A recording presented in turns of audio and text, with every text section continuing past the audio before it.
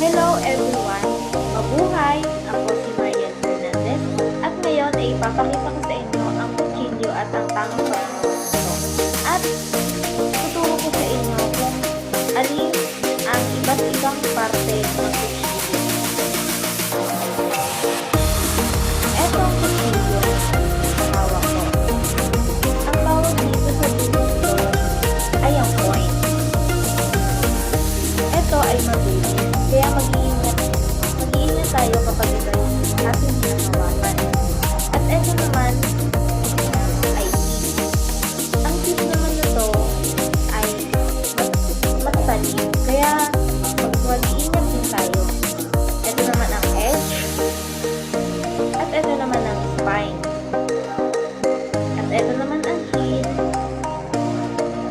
At ito ang handle. Ang handle nito ay may iba't ibang parte. Ito, ang tawag dito ay mat. At ang tawag naman dito ay handle fastener. At ang tawag naman dito ay handle scale. At ang tawag naman dito ay tip. At ngayon, ang tamang paghawak ng kutsilyo ay ganito. Hindi siya pwedeng ganito. Dahil hindi siya pwedeng ganito. Dahil kapag nagkamali tayo ng hawak, o hindi ganito ang hawak natin, maaari tayong masugatan o maaksidente.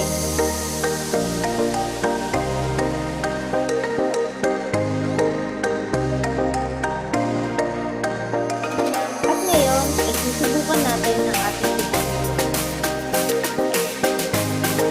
At ngayon, may hawak tayong cucumber or pepino.